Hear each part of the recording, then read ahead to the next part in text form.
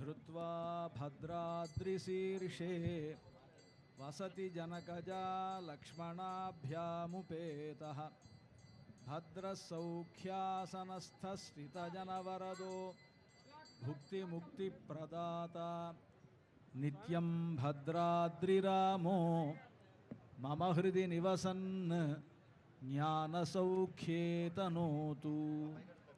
श्रीजानकी मुखाम्भोज विकासद्रामभास्करं वन्दे भद्राद्रिशिखरे भान्तमन्तस्तमोहरम्। భగవద్బంధువులారా, ఈరోజు శ్రీరామనవమి జరిగినటువంటి మరుసటి రోజు ఈరోజు దశమి. ఈ దశమికి ధర్మరాజ దశమి అని కూడా. ఈనాడు మన భద్రాచల క్షేత్రంలో పట్టాభిషేకోత్సవం. ఈరోజు జరిగేటువంటి పట్టాభిషేకానికి మహాపట్టాభిషేకము అని పేరు. ఉగాది నుంచి శ్రీరామనవమి వరకు మన భద్రాచల క్షేత్రంలో శ్రీరామాయణ పారాయణను 9 రోజుల్లో పూర్తి చేసి మంగళం కోసలేంద్రాయ మహనీయమాత్మనే చక్రవర్తితనూజాయ సార్వభౌమాయ మంగళం భద్రాచల నివాసాయ భద్రాయ పరమాత్మనే జానకీ ప్రాణనాథాయ రామచంద్రాయ మంగళం. శాసనపరైర్మదాచార్య పురోగమైః సర్వైశ్చ పూర్వైరాచార్యైః సత్కృతాయాస్తు మంగళం. జై బోలో రాజా రామచంద్ర భగవాన్ కి జై.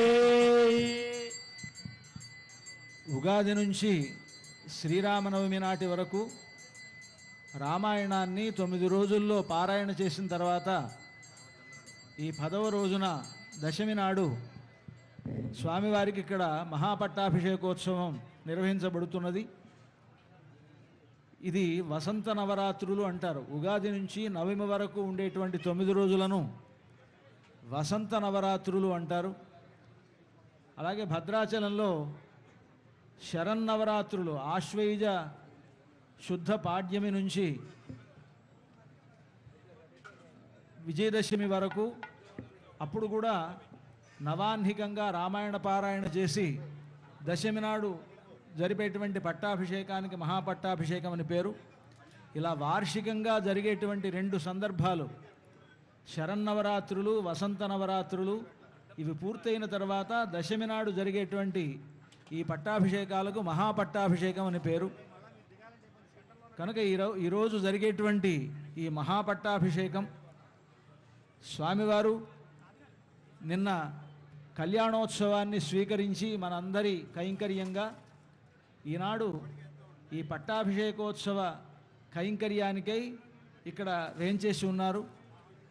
ఈ పట్టాభిషేకంలో కేవలం రామచంద్రమూర్తి, లక్ష్మణస్వామి, సీతమ్మ వారు ఈ ముగ్గురే కాకుండా ఆంజనేయ స్వామి కూడా ఉంటారు. కనుక ఆంజనేయ స్వామి కూడా ఇక్కడ వేంచేసి ఉన్నారు. ఇక భరత శత్రుఘ్నులు ఇద్దరు నిన్న మనం చెప్పుకున్నాం, అనేక సందర్భాల్లో చెప్పుకోవడం జరిగింది. రామచంద్రమూర్తికి శంఖచక్రములుగా ఉన్నటువంటి వారిద్దరూ భరత శత్రుఘ్నులుగా ఉంటారు. కనుక రామచంద్రమూర్తి లక్ష్మణ భరత శత్రుఘ్నులతో కూడి సీతమ్మ వారితో సమేతుడై, సీతా సమేతుడై స్వీకరించేటువంటి పట్టాభిషేకం. అగ్రే వాచయతి ప్రభంజనసుతే అని ఆ ఎదురుగా ఆంజనేయ స్వామి రాముల వారి పాదాల చెంత ఉండి మనకు తత్వం బోధిస్తాట. తత్వం మునిభ్యః పరం వ్యాఖ్యాంతం. ఏమిటి తత్వం అనంటే ప్రపంచమంతా కూడా ఓంకారంగా భాషిస్తున్నది. ఓంకార ప్రభవం సర్వం అని, సమస్తము ఓంకారము నుండి వస్తుంది.